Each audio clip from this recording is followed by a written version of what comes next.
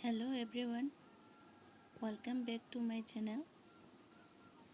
पहले वीडियो में मैंने आपको क्लास 8 हिंदी गुंजन पाठ्यपुस्तक के लेसन नंबर 8 मानवता ही विश्व सत्य ये कविता के बारे में बोला था।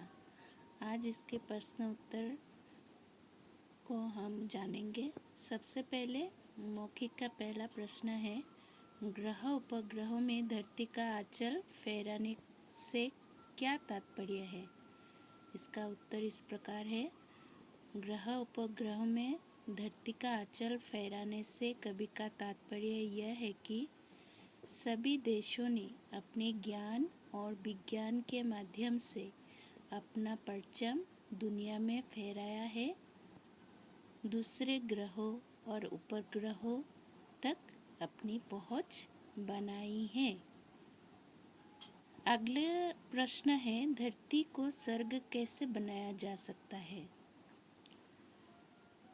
धरती का स्वर्ग बनाने के लिए कई प्रकार के कार्य किए जा सकते हैं, जैसे हमें एक दूसरे की मदद करनी चाहिए, हमें आपस में ईर्ष्या द्वेष की भावना नहीं रखनी चाहिए, हमें प्रकृति को नुकसान नहीं पहुंचाना चाहिए, हमें आपस में किसी भी प्रकार का कोई भेदभाव नहीं करना चाहिए।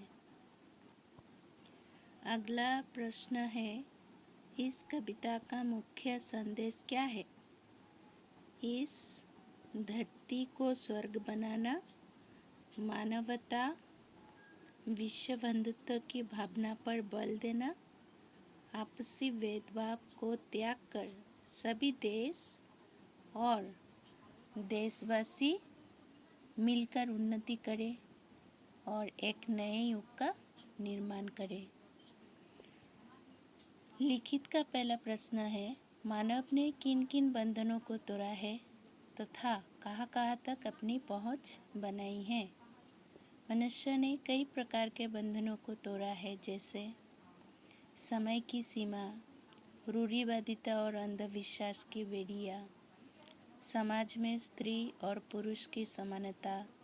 इसके अलावा मनुष्य ने चांद और मंगल ग्रह तक अपनी पहुँच बनाई है।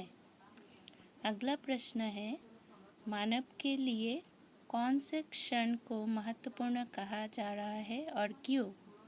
मानव के लिए वो क्षण महत्वपूर्ण होगा जिस दिन सभी देश और देशवासी आपसी भेदभाव को त्याग कर और मिलजुल कर मानवता की भलाई के लिए काम करेंगे, क्योंकि ऐसा करने से इस संसार में रहने वाले किसी भी प्राणी को किसी भी प्रकार का दुख नहीं होगा और ये धरती स्वर्ग के समान सुंदर दिखने लगेगी।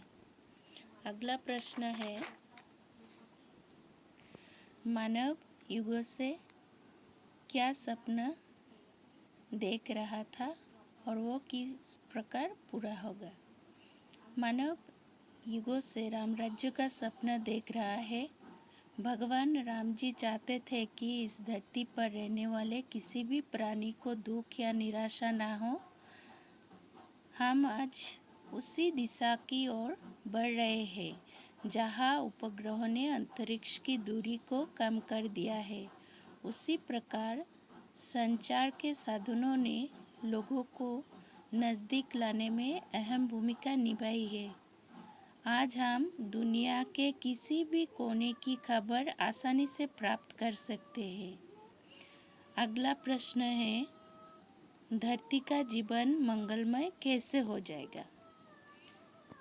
धरती का जीवन तब मंगलमय हो जाएगा जब सभी देश अपनी स्वार्थ की भावना को त्याग कर एक दूसरे के साथ मिलकर मानवता की भलाई के लिए कार्य करेंगे।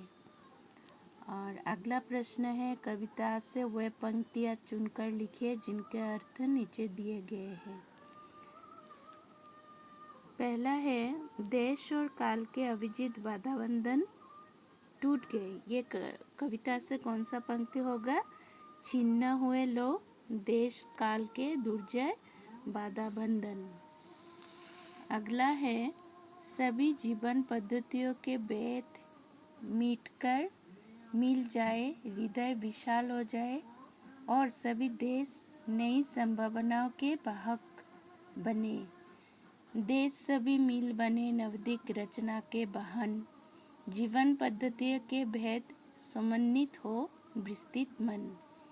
अगला है अंतरिक्ष की विजय से अनेक जीवन प्रणालियां इकट्ठी होकर एक हो सकती है। फैराए ग्रह उपग्रहों में धरती का श्यामल आंचल, सुख संपद संपन्न जगती में बरसे जीवन मंगल। तो इसका प्रश्नोत्तर यहीं पर समाप्त हुआ है।